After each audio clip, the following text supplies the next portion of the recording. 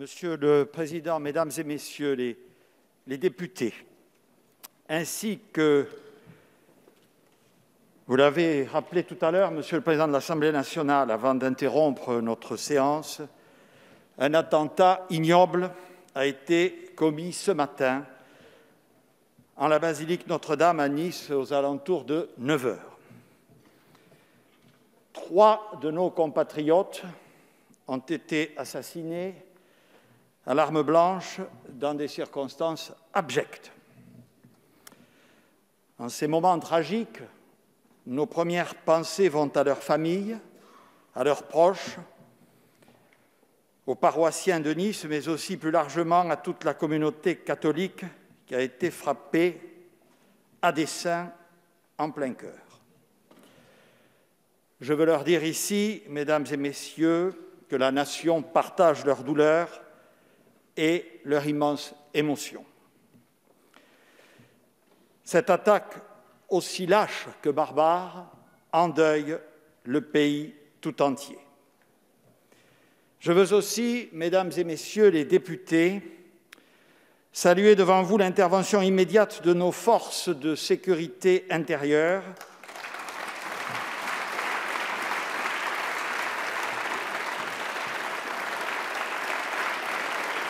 la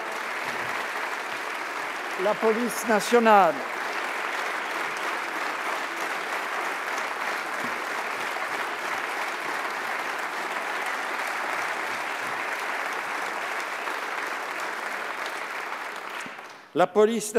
le RAID et tout particulièrement les policiers municipaux de Nice qui ont procédé à la neutralisation très rapide de l'assaillant. En votre nom, je salue leur courage exemplaire, leur sang-froid et leur très grand professionnalisme.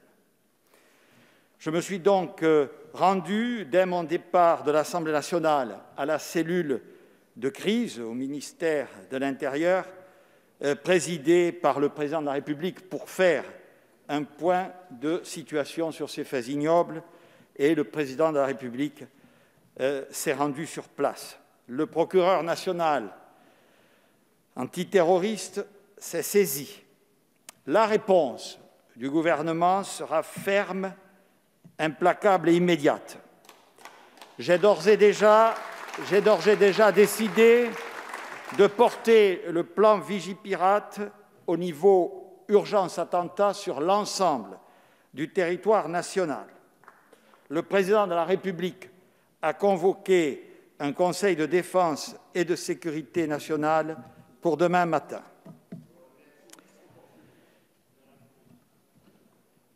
Ces faits, et j'en suis désolé devant vous, ne m'ont pas permis d'écouter vos contributions, en tout cas pas la totalité d'entre elles, mais leur contenu m'a été rapporté. Je voudrais tout d'abord, Mesdames et Messieurs les députés, vous en remercier. Je sais que des critiques ont été émises, que des questions ont été posées. C'est tout à fait légitime. Je sais aussi que des encouragements ont été émis et je voudrais remercier tout particulièrement la majorité parlementaire qui a montré son soutien et son unité.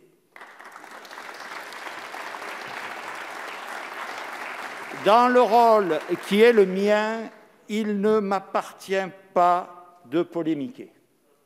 Je voudrais vous dire que nous apprenons chaque jour dans la gestion de cette crise.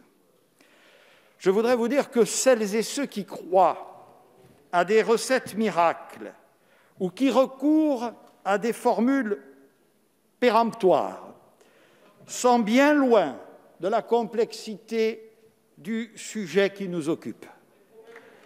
Ceux qui connaissent cette complexité, ce sont mes homologues européens qui, comme moi, la gèrent au quotidien.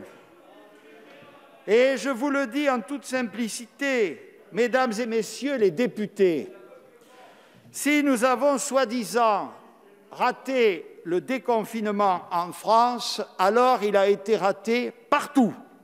car partout la réalité est la même, car partout la flambée épidémique exceptionnelle de la deuxième vague est là, hélas, et produit les mêmes effets, conduit aux mêmes décisions.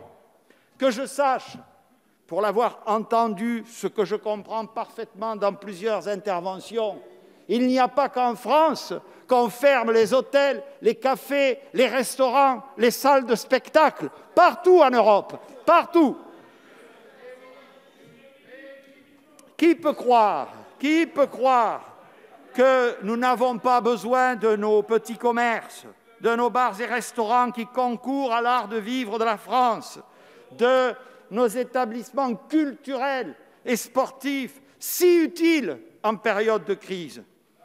Nous ne les fermons que sous l'empire de la nécessité sanitaire, en espérant que le respect des règles par tous nous permettra de les rouvrir le plus vite possible, et tout en prévoyant, c'est à l'honneur de ce gouvernement, de les accompagner fortement pour qu'ils surmontent cette épreuve dont ils sont victimes et non responsables. Je regrette beaucoup que certains aient décidé de ne pas prendre part au vote.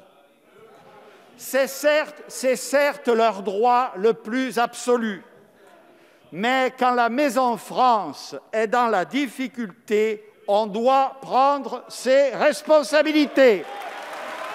On ne détourne pas le regard. Et je félicite par avance toutes celles et ceux qui, ce matin, et quel que soit le sens de leur vote, dans tous les bancs, prendront les leurs en leur âme et conscience.